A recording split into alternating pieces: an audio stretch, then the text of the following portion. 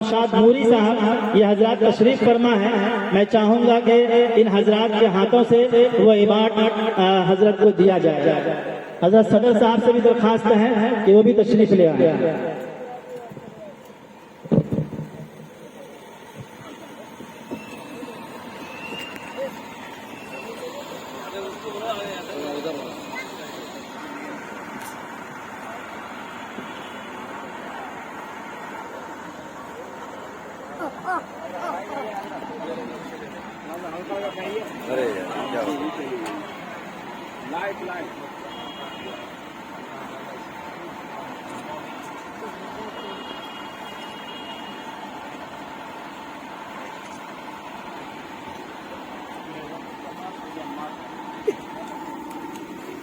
العالمين والصلاة والسلام على سيد المرسلين وعلى آله وأصحابه أجمعين.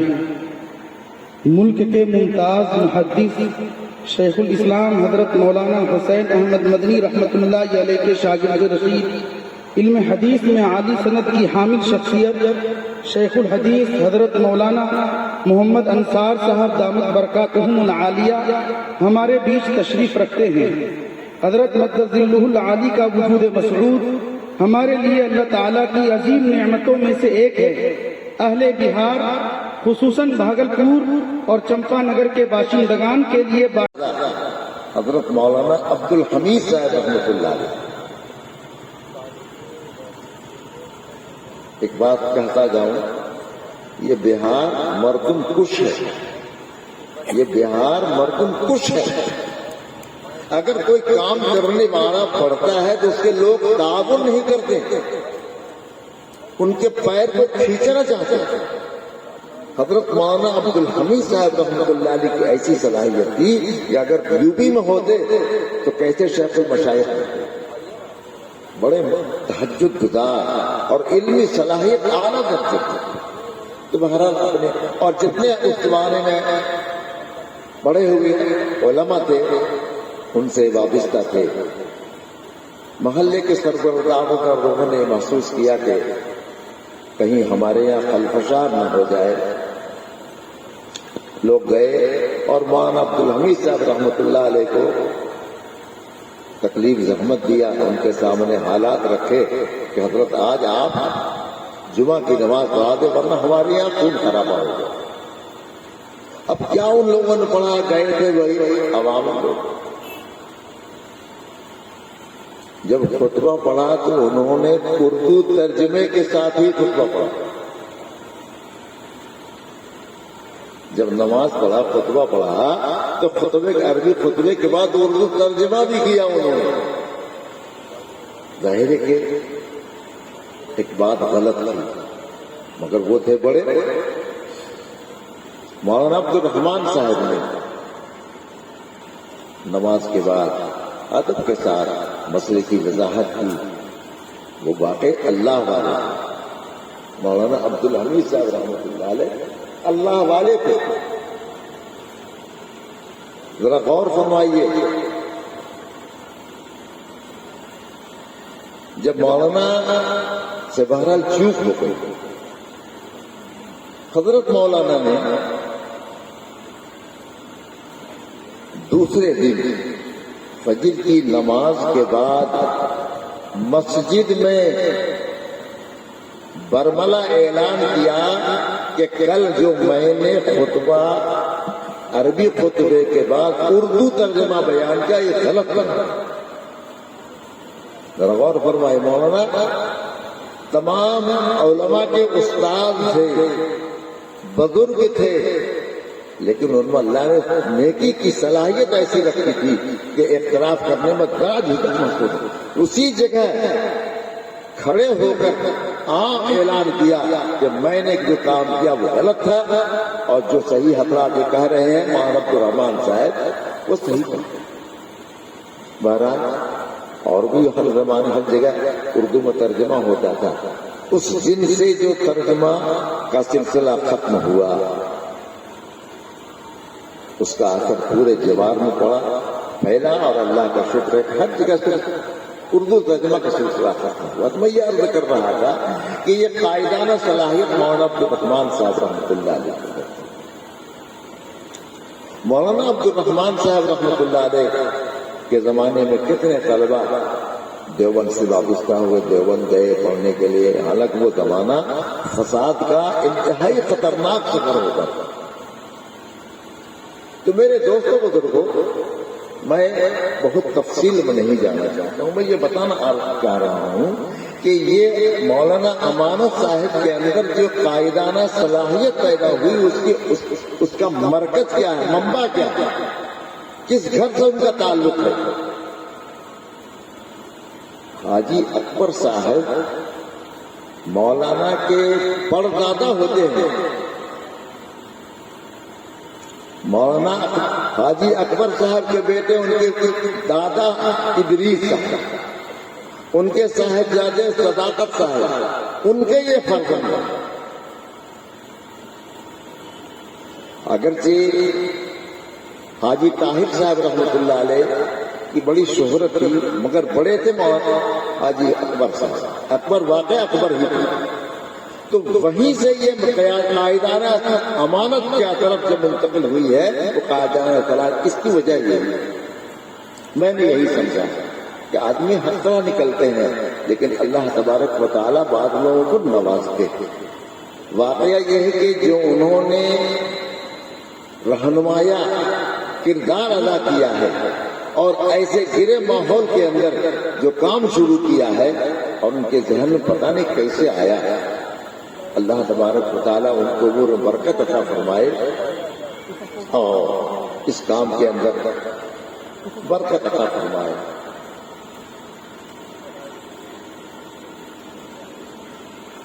تعلیم کا زمانہ، یہ صدی ہے تعلیم کی، یہ صدی ہے تعلیم کی۔ اگر آپ دینی تعلیم نہیں دیں گے تو رنگریزی تعلیم حاصل کریں گے لوگ۔ اللہ کا شکر ہے کہ ہمارے حضرات نوجوانوں نے اور بزرگوں نے اس ضرورت کو محسوس کیا، اور جو طلبہ، جو طالبات اسکول میں پڑھ رہی تھی، یا ہماری مائیں بہنیں جو نہیں پڑھ پائی تھی، ان کے تعلیم کا نظام، دینی تعلیم کا نظام انہوں نے قائم کیا۔ میرے بھائیوں، میرے دوستوں، ہمارے یہاں تو بہت کم ہے، میں نے حیدرآباد میں دیکھا، لڑکیاں انگریزی تعلیم میں اس طرح آگے بڑھ رہی ہیں کہ باید شاید لڑکے پیچھے رہ رہے ہیں۔ کسی نے پوچھا لڑکیوں سے کہ تم لوگ سب سے آگے کیوں ہو گئے؟ انہوں نے بڑا اچھا جواب دیا کہ میں کتاب کو دیکھتی ہوں اور لڑکے مجھ کو دیکھتے ہیں۔ نتیجہ کیا ہے؟ لڑکے مجھ کو دیکھتے ہیں اور میں کتاب دیکھتی ہوں، تو جو کتاب پڑھنے والا ہوگا وہی تو کامیاب بنے گا، بڑے اچھے اچھے نمبرات ملتے ہیں۔ لیکن اس کا غلط اثر کیا پڑا؟ اس کا غلط اثر یہ پڑا، ماحول، دینی ماحول اس کو ملا گیا، اس کا قدم لڑکھڑا گیا، بہک گیا، اور کتنے غیر مسلموں کے بہت بچے۔ اگر ان کے پاس علم دین کا سرمایہ ہوتا، اگر دین علم اس کو حاصل ہوتا تو یہ غلطی کبھی نہیں، بلکہ کبھی نہیں کہ کفر ارتداد کا ایسی فضا بن گئی، اس کے کاٹ کے لیے بہت ضروری تھا کہ ان کے دینی تعلیم کا انتظام کیا جائے۔ محنت دونوں طرح ہو رہی ہے۔ جو لوگ صرف دینی تعلیم حاصل کر رہے ہیں، حافظ قرآن بن رہے ہیں، پڑھا کر رہے ہیں، ایک پہلو کو لے رہے ہیں، ان کے لیے بھی ہم لوگ محنت کر رہے ہیں تاکہ انگریزی تعلیم حاصل کریں۔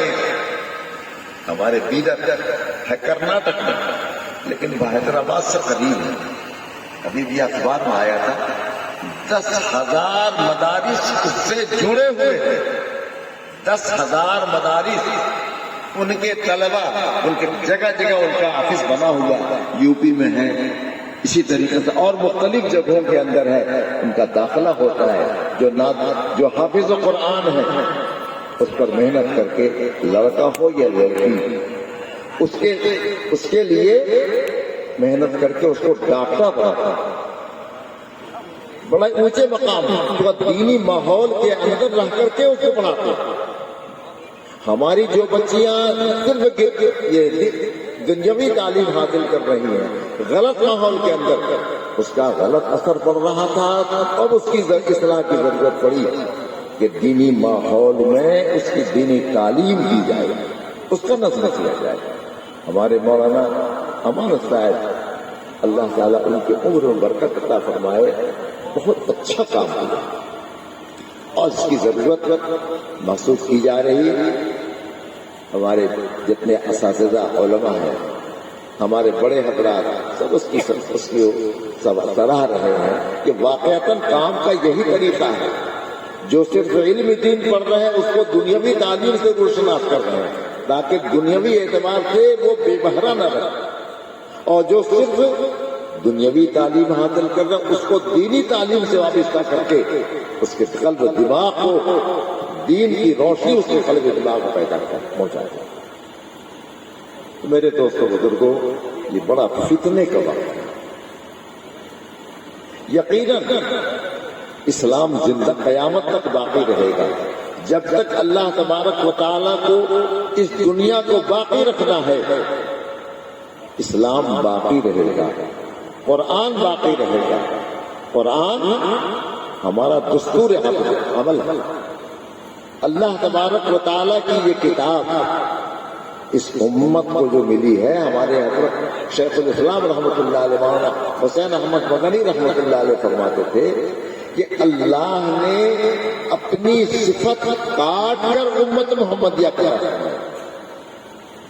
कोई इंसान अपने कमालात दूसरों को नहीं देता है, लेकिन रब्बुल आलमीन ने इस उम्मत मोहम्मदिया को आकाए दो जहां ताजदार मदीना अहमद मुस्तफा मोहम्मद मुस्तफा सल्लल्लाहु अलैहि वसल्लम के वास्ते से ये कुरान करीम जो किताब हिदायत है, यरफ़अु बिही अक़वामन व यदअु बिही आख़रीन, कि इस किताब के जरिए वो कौम जो दुनिया में उसका कोई मकाम नहीं, मक्का मुकर्रमा ऐसी जगह है,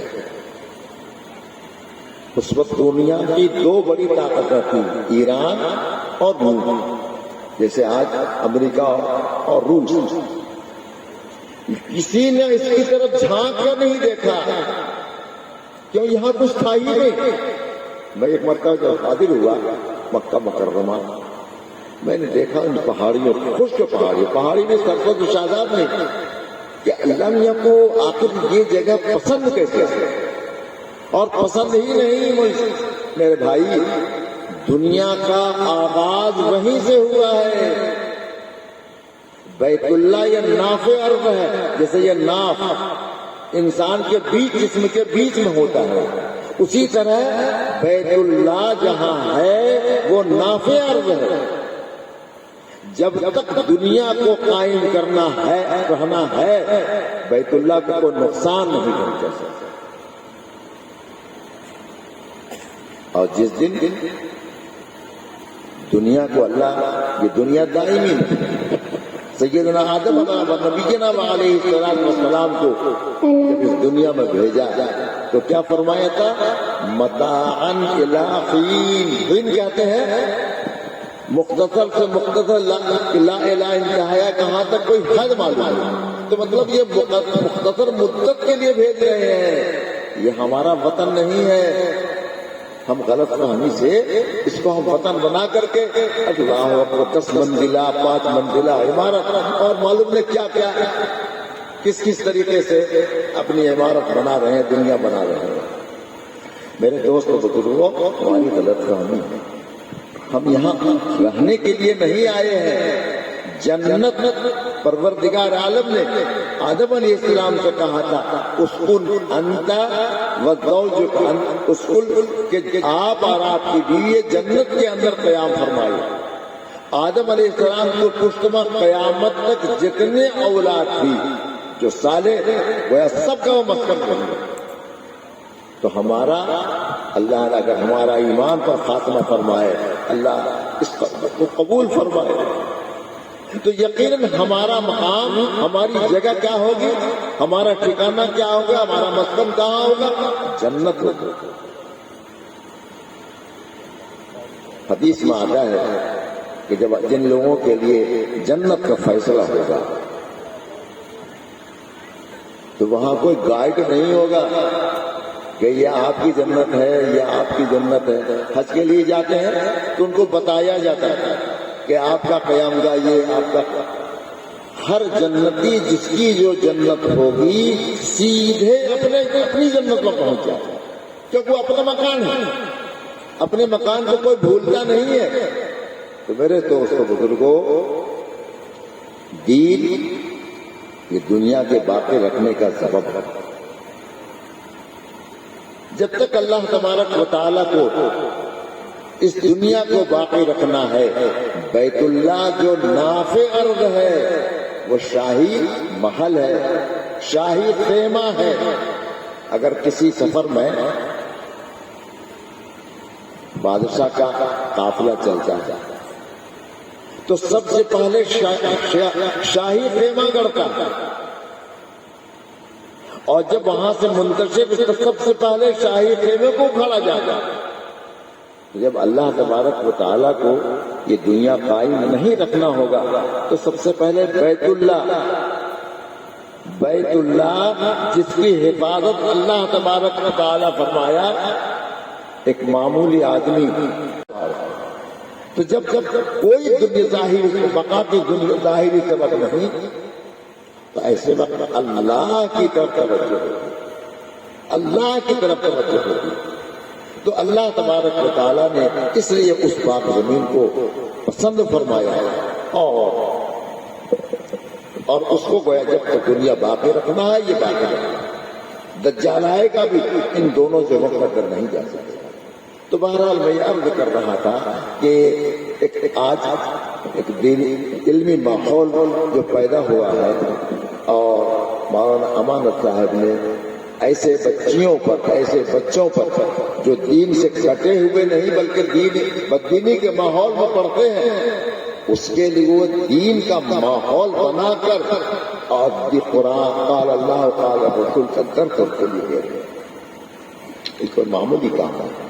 اللہ تبارک و تعالیٰ اس قبول فرمائے اور ان کی محنت کو قبول فرمائے, ان کے اندر اور قوت عطا فرمائے تاکہ اس محنت یہ اس کا ثمرہ زیادہ سے زیادہ نہ صرف محلہ نہ صرف بھاگلپور بلکہ پورے علاقے کے اندر اس کو یہ محفوظ کیا جائے.